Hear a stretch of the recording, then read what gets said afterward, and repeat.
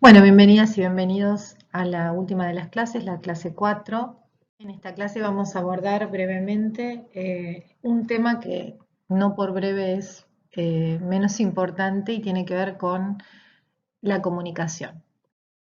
Bueno, un poco como el título le indica, ¿no? La complejidad del concepto de comunicación y del proceso mismo de comunicación dentro de la organización tiene que ver especialmente con que es algo que no podemos evitar aunque queramos evitarlo. Estos parrafitos que vemos acá, yo sé que usted cree que usted comprende lo que piensa que dije, pero no estoy segura que se dé cuenta que lo que usted escuchó no es lo que quise decir. Bueno, un poco representa todos los problemas de comunicación que tenemos y que en general reconocemos dentro de una organización, ¿no?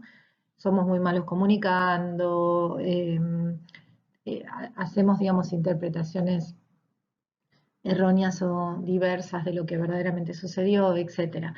Pero más allá del problema en sí mismo, en los canales de comunicación y los obstáculos bueno, que encontramos siempre en la comunicación, la verdadera complejidad radica en que no podemos evitarla. Cuando decimos con intención, bueno, no voy a participar para no, digamos, embarrar la cancha, para no decir algo que caiga mal, en realidad lo que a veces no sabemos es que también con nuestra ausencia estamos dando un mensaje. Cuando cerramos la boca y no queremos opinar, también con ese silencio estamos dando un mensaje. Con lo cual es absolutamente imposible evitar la comunicación. Siempre estamos dando un mensaje y eso es y esa es la mayor complejidad que tiene la comunicación. Es por eso que debemos darle bastante importancia para el desarrollo de las personas porque tiene un impacto significativo tanto con los temas que vimos de trabajo en equipo como así también con las posibilidades de crear un adecuado proceso de motivación. Y ni hablar de liderazgo, porque un líder que no sabe comunicar, que no atiende estos procesos, es un líder que seguramente cometerá bastantes errores. En esta primera parte atendamos simplemente a esta pirámide de comunicación interna para entender la importancia que tiene la comunicación interna en la organización. En general, se reduce la comunicación interna en una empresa a lo que pensamos en realidad como información, es decir, creemos que la comunicación interna son las carteleras, creemos que la comunicación interna son los mails, creemos que la comunicación interna eh, son, digamos, los avisos. Bueno, si bien son componentes de la comunicación interna es mucho más compleja que eso, ¿no? Si pensamos que saldamos el proceso de comunicación con alguno de esos medios y canales, bueno, seguramente vamos a cometer un grave error. Entonces, es importante, en un primer paso, diferenciar los flujos y los canales de comunicación. Bueno, existen primero flujos de tres tipos, ¿no? Existen los flujos descendentes que están graficados con esa flecha color naranja. Son muy fáciles de identificar y son los flujos que más acostumbrados y acostumbradas nos tienen. ¿Por qué? Porque es el flujo de comunicación más típica entre cada uno de nosotros y nosotras y nuestro jefe, por ejemplo, ¿no? O jefa. Eh, es ese flujo en el que se da la interacción de alguien que está liderando una situación y alguien que va, digamos, a colaborar y responder con ese liderazgo.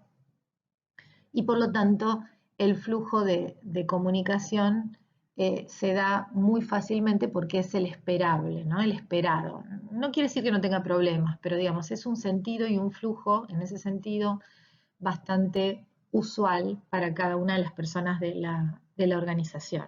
Si bien también, obviamente, podemos utilizar para hacerlo distintos canales, espacios de reunión que favorezcan u obstaculicen ese flujo.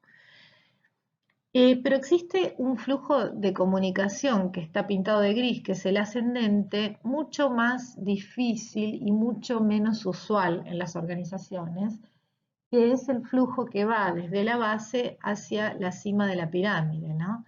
Es decir, en muy pocas organizaciones, aquello que sucede en la base, las opiniones, las sugerencias, las experiencias, los estados de ánimo, las incertidumbres, etcétera, logran fluir hacia la cima de la pirámide, es decir, aquellas personas que están liderando la estrategia de la organización, sin interferencias en el medio, ¿no? Digamos, lo que quiero decir este flujo gris es que si estuviera puro, en estado puro y en estado de fluidez bien clara y buena, bueno, lograríamos que toda la información logre correr de manera continua desde la base hasta la cima de la pirámide. Eso generalmente no sucede.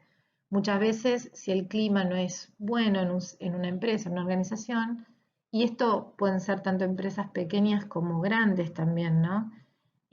Muchas veces las personas, por ejemplo, un operario que está trabajando tiene una idea, se lo comunica a su supervisor y a veces esa idea, digamos, se frena ahí, ¿no?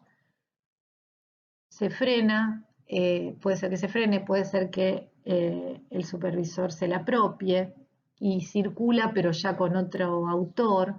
Eso hace que el operario nunca más le transmita su idea al supervisor. Esos serían los, digamos, los obstáculos de comunicación en ese flujo ascendente. Puede tener que ver con las ideas o puede tener que ver con las sensaciones, con las situaciones problemáticas. Eh, es un flujo que a veces intenta materializarse a través de programas de sugerencias.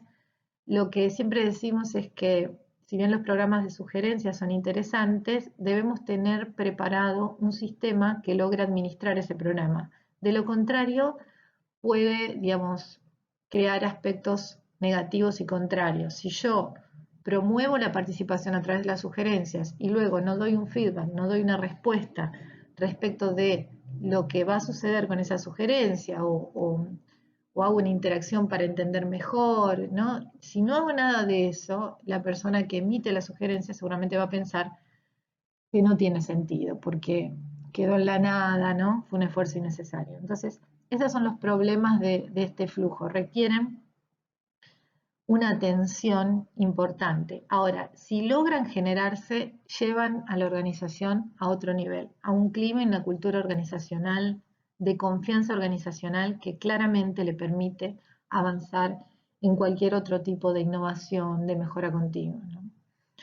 Y bueno, y por último, los flujos horizontales, que en general están representados por las vinculaciones entre los pares, ¿no? La relación entre pares.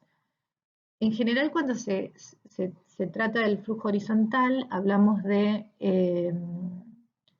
por ejemplo, como canal de flujo horizontal, los equipos de mejora continua, bueno, los equipos de la rutina diaria también, ¿no? Lo que sucede entre las personas a un mismo nivel y son en general flujos que favorecen mucho, si no tienen obstáculos, favorecen mucho la circulación de conocimiento y también favorecen el clima. ¿Por qué? Porque suele suceder que cuando trabajamos en proyectos específicos, la idea de que las personas, que los pares se junten a conversar, derriba las barreras interdepartamentales, ¿no?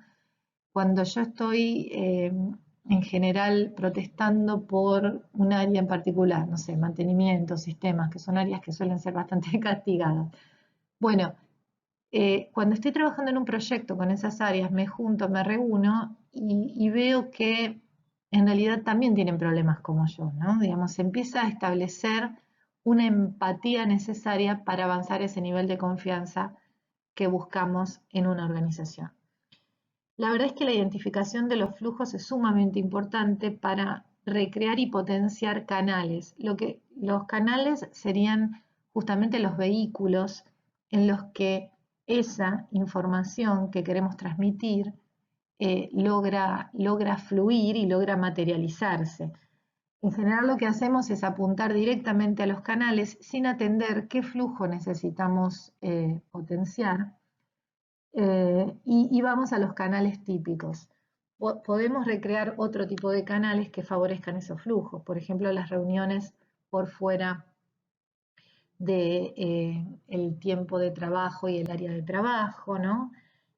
A veces la misma organización puede recrear esto haciendo una capacitación, un entrenamiento, una reunión en otro espacio, en otro lugar. Bueno, los sistemas de sugerencia, las carteleras interactivas, los juegos, ¿no? Los juegos que pueden reunir a varias personas de la organización, muchas veces como competencias vinculadas a cuestiones más de la vida cotidiana o del trabajo mismo, pero desde una perspectiva lúdica de juego, ¿no? Que hace que cuando apuntamos al juego se derriban las normas y barreras que tenemos formales y podemos, digamos, mostrarnos de otra manera, vincularnos de otra manera, ¿no? Y eso, ese derribar barreras permite establecer un sistema de confianza que luego favorece la tarea formal que debemos cumplir en interrelación con otros y otras. Bueno, nos reencontramos en la parte 2 de esta clase 4.